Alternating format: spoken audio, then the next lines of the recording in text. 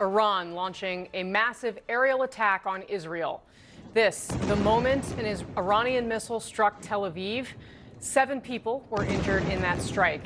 The Israeli military saying that their entire nation is now under fire. The United States military is helping intercept Iran's missiles and drones, a source confirms to CNN. And at this hour, the Israeli prime minister is warning this isn't over. More is on the way. The regime doesn't know what hit them. They don't know what will hit them. The nation of Iran and the nation of Israel have been true friends since the days of Cyrus the Great. And the time has come for you to unite around your flag and your historic legacy by standing up for your freedom from an evil and oppressive regime. Welcome to our viewers in the United States and around the world. CNN is covering this breaking news from all angles across the globe. Oren Lieberman's live for us in Jerusalem. Jeremy Diamond is in New York. Fred Pleiken standing by in Berlin. He actually just returned from Iran. Kristen Holmes is at the White House, and we're also going to be joined by Colonel Cedric Leighton. Oren, I do want to start with you. You've been reporting throughout the night, occasionally from a bomb shelter. Take us through what's been unfolding in Israel and what you expect. Well, we're now out of that bomb shelter, Casey, and back in our bureau here on the 3rd floor in the building from which the CNN office operates here. And it is almost, looking back here behind me, a bizarre sight given how quiet it is late Friday night here in Jerusalem. That's because we spent much of the past hour and a half or so in a bomb shelter in the basement when the Israeli military and Home Front Command warned of incoming Iranian ballistic missile fire, sending not only us here in Jerusalem and in Tel Aviv, but effectively all across the country into bomb shelters for just about an hour here as 2 barrages of ballistic missiles, dozens of missiles in both cases, according to the Israeli military, were incoming. A short while ago, Israel's military spokesperson, Brigadier General Efi Defrin, said there were, in his words, less than 100 missiles fired. There were a few hits, meaning a few were able to penetrate Israel's air defenses, and there were obviously intercepts. We saw that play out in the skies over Tel Aviv and over central Israel, where not only is much of the population based, but there are also very significant military bases, the Ministry of Defense, Mossad headquarters in that area as well. And that's where we have seen Iran target in the past and where it appears they tried to target once again. Some of those missiles intercepted by Israel's air defenses, and we saw shrapnel falling down on the streets of Tel Aviv and on other places. There were reports of damage to buildings, damage to some cars, and shrapnel all across the streets there. Crucially, the Israeli military spokesperson gave a warning that there may be more incoming rocket fire throughout the course of the night, and the population is instructed to stay near bomb shelters.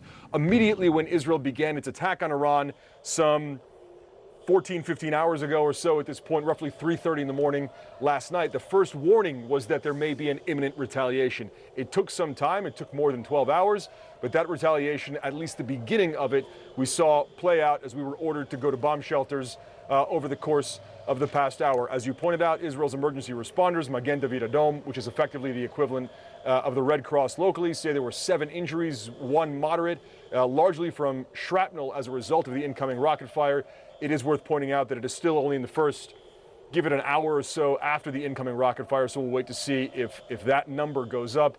And again, crucially, there is an expectation that more may be coming. Israel had warned before now that the Iranian retaliation could be well beyond what we saw back in April or October, meaning more than 100 ballistic missiles, potentially drones as well. And we did see some drones launched earlier today, the vast majority of which were intercepted before they got to Israel's airspace. But this may not be the end of it, and that works both ways. Israel expects may launch more ballistic missiles, potentially more drones. And Israel has warned, we heard Prime Minister Benjamin Netanyahu say it right at the top of the show, that Israel is also prepared to carry out more strikes in Tehran. After early this morning, they went after the Natanz nuclear enrichment facility, a number of targets throughout neighborhoods in Tehran, ballistic missiles, surface-to-air missiles, and decapitated much of Iran's military leadership and some of the top nuclear officials in the country. I will point out one more thing as we wait here. We have heard from U.S. officials that the U.S. helped intercept the incoming ballistic missile fire. The U.S. made clear that Israel was acting at least offensively when it carried out these strikes on its own, but now that it comes to the defense of Israel, we are seeing U.S. troops get involved there, and that is likely U.S. THAAD batteries, terminal high-altitude area defenses that would work in cooperation with Israel's own air defenses to try to intercept what were two waves of Iranian attacks as the country braces for any more that might come, not only tonight, but in the coming days. All right, Oren Lieberman, stand by for us. Thank you for that great reporting. And we should just note we are looking at live pictures right now on the ground from Tel Aviv. But I do want to bring in Kristen Holmes. She's live for us at the White House. Kristen, I understand you have new reporting on a call between President Trump and the Israeli Prime Minister. Yeah, that's right. We were just learning that Benjamin Netanyahu and Donald Trump spoke earlier today. Now, no details of what exactly they talked about, but this comes after a U.S. official told me that, in fact, the U.S. is helping assist Israel with those incoming missiles. They noted to me that there are hundreds of thousands of American citizens that they feel they have to protect in Israel, as well as U.S. military assets. This is also coming after we learned that yesterday Donald Trump and Benjamin Netanyahu were in constant contact, had multiple phone calls, including before those strikes on Iran.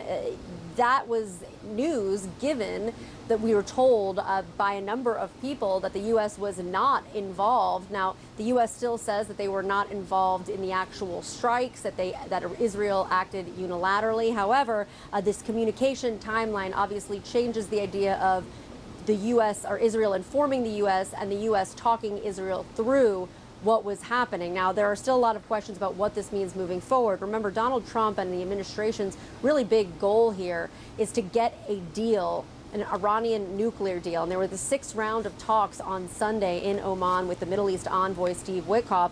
We are told that the administration is still hoping for a 6th round of talks with the Iranians. Now, there are still a lot of U.S. officials who are casting doubt that this can happen given these strikes. But you're hearing from Donald Trump repeatedly on social media today and in calls with reporters where he's saying that the Iranians need to come to the table, that everyone has essentially been killed or wiped out, and that it's going to be too late if they don't make a deal as soon as possible. So he clearly believes, the administration believes, that this could give them an edge. These strikes could give them an edge in this process.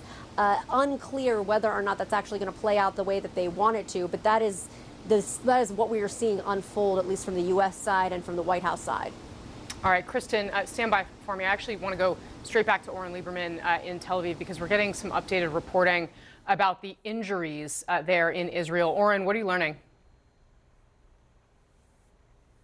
We just got an updated number from Magen David Adom. Again, that's effectively Israel's Red Cross, and the number of injuries that have come in from the incoming Iranian ballistic missiles. The latest update is there are 17 injured that we know of so far, based on Magen David Adom. In Tel Aviv, 1 moderately injured, 3 lightly injured, and then in a city called Ramat Gan, which is also in the central Israel area, 2 seriously injured, 1 moderately injured, and 10 lightly injured. There are also some statements from hospitals on men and women admitted as a result of the incoming ballistic missile fire. So again, as I had said, the initial number of 7 was only the first, effectively the first number as emergency responders got out there and evaluated the results of these strikes. This is a number that could continue to rise, but we will certainly keep an eye on it. Again, the latest right now that we have from Magen David Adom, and let me see if I can get you a time on this. This is just 10 minutes ago, are 17 injured, 2 seriously, a couple moderately, and then the others lightly injured. And we will keep an eye on that number as the evening progresses here.